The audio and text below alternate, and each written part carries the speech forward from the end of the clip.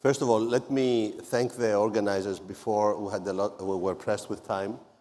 I would like to thank the Economist Impact and the organizers for doing this event here. I think it's very important. The Prime Minister earlier gave us a very thorough analysis about his strategy for the future, which is convergence with Europe. But equally with that, the convergence within Greece, between the different regions is very important. And doing meetings like the ones that you are doing here today is very important. Because you are bringing the policymakers, you are bringing people with knowledge, discussing issues. So it's not always Athens. Mm-hmm. And I think this is highly to be congratulated. So thank you for doing this. Because, in Greece, we think that Greece is Athens and Thessaloniki. It's not. It's this diversity of our country which is part of our power and part of our beauty. So it's important that we have events of this magnitude happening in Crete and in Chania. So I'm very happy to take part of it. Right. Listen, the vertical corridor for Greece is a very strategic initiative.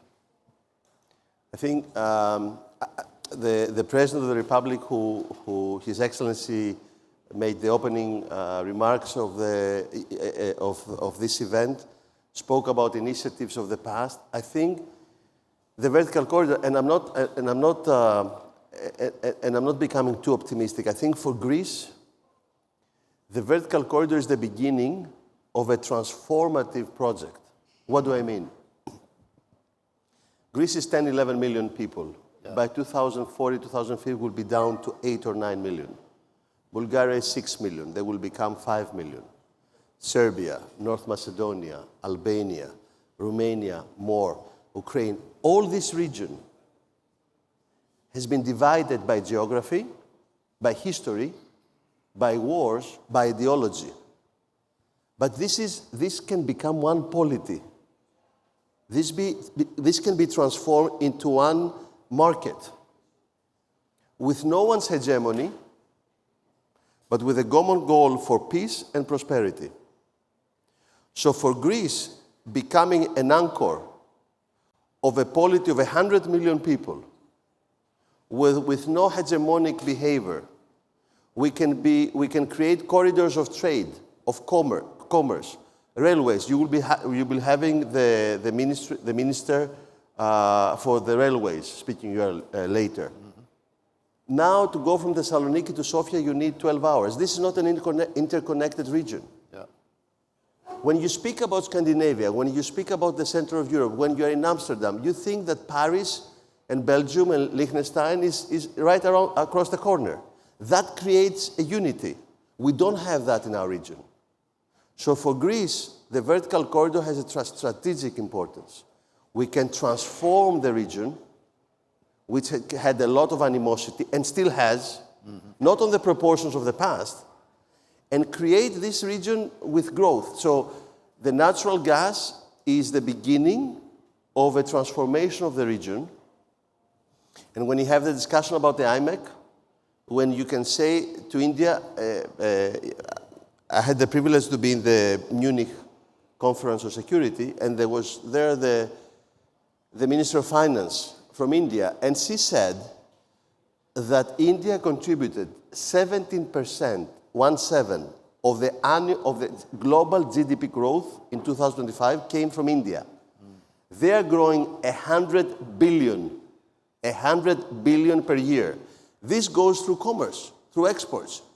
If Europe and the Middle East can materialize the IMEC, and then our region can be together with Marseille or with Italy, one of the areas of imports for India and through the Middle East, that will transform the region.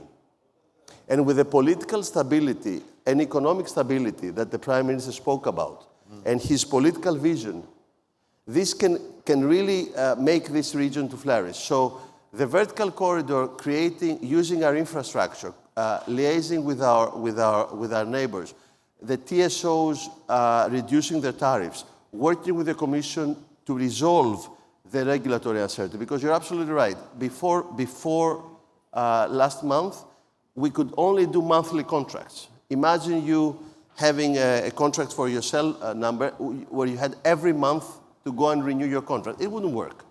Now we have made quarter contracts and annual contracts. So this is a big difference. But for Greece, the vertical corridor has this transformative dimension, which is of great importance. So we're seeing not a lot more than pipes being interconnected, roads being connected, railways being connected, actually the region being interconnected. And 2 weeks ago, I had the honor to host the Minister of Energy from North Macedonia and Serbia and Bulgaria, and you see how energy brings us together. Because we all realize that together we're stronger than each one of us. Until now, the Balkans were known that each one sees it from its own perspective. Now we start to realize the modernity, that we stand to win all together, each one respecting its own national interests, but at the same time working together. And the vertical corridor, I think, is the beginning. Okay, that's excellent. Very, very interesting. I want to give you an opportunity very briefly. You've talked about vision, potential, long-term, great strategic, regional strategic plans. I hate to ask this, but where are the obstacles? What do you need to clear out of the way for that vision to become a reality? The obstacles are that the market, and Nea Demokratia and the Prime Minister is a market-oriented government. We believe that growth comes through investment and through the private sector, a regulated private sector. We don't believe in a state-run economy. That's why we're very happy that you have the leading business people of the country here speaking earlier and later today. The market seems not to be convinced that the phasing out of the Russian gas will indeed take place by the end of the 2027. If the market was certain that the Russian gas will be phased, the market will be running to close contracts. Yeah. So there is this uncertainty that maybe the Turk Stream and the 14, 15 BCM entering the region of Russian gas will one way or another continue to exist. Now, is it cynicism? Is it because some European leaders are saying we need to reach out to Putin and people believe that one of the areas that Putin will put on the table is energy? I don't know. What we can see is that the market is not fully convinced about the phasing out of the Russian gas. So implementing what we have agreed, for me, is the number one challenge right now. If the market will be convinced that by the 1st of 2028, no molecule of Russian gas can enter Europe, then we'll see another reaction. Interesting. Well, I guess we'll And see. let me say something else, because I followed all the sessions in the morning. The vertical corridor right now is to be used by US LNG, but it's not to be exclusive by US LNG. Mm-hmm. When Cyprus and the Aphrodite will produce natural gas, they can use the vertical corridor. Hopefully, in a few years down the road, for those that remember the before lunch discussion we have, and we'll make a quiz to see who does remember, maybe Asopos can be. So the vertical corridor is not one trick pony. It's not only for the US LNG. Right now, US LNG can provide this certainty of supply, but it can be used from other sources. Okay. Let's close the loop then. We've talked about most of the major energy sources. I want to finish by asking you about renewable energy sources, the significance in the Greek energy mix of renewable sources, how you are going to prioritize that, what your plans are, what the strategy is from this government for renewable sources of energy over the coming years. Yeah. And I'm afraid we'll have to keep it fairly brief, 3 minutes. Until the last session later tonight. Until the Prime Minister turns. Yeah, exactly. So listen, I'll give you the picture with 3 numbers. 2008, 1 giga. 2019, before the Prime Minister took over, 6.2 giga. 2026, 18 giga. So we have tripled the electricity coming from renewable energy. In the last 12 months, we have added 3 giga. So the Prime Minister had a vision. a very pragmatic vision, and it was his vision. It wasn't the global US elections. It was like being in America. No, it was his vision. He was long on natural gas in 2019. Mm-hmm.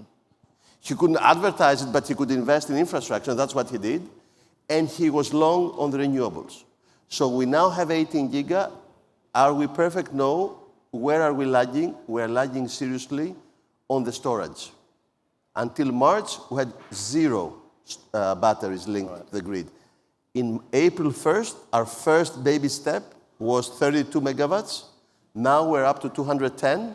Hopefully by the end of the year, 800 megawatts, and next year, 1.5 giga. So the renewables are key for us to have a hedge for the increase of the TTF because of the war and the conflict in the Middle East. The Prime Minister was very cognizant about their importance. We are moving very strong, but now we can put some rules and regulation. We don't want renewables in areas of Natura or in the forest. We can put some limitations of how high in the mountains. We can try now to have a more organized way of developing the renewables. Renewables and natural gas and hydro, all of the above, will be part of the energy mix of Greece. Fantastic. Well, we're going to have a change of focus now, but and I promise we won't ask you back up for part 3. But don't be certain about it. I mean, I'm there. Oh, careful what you offer. Thank you very much, Minister. It's been a pleasure twice. Thank you. Thank you. Thank you.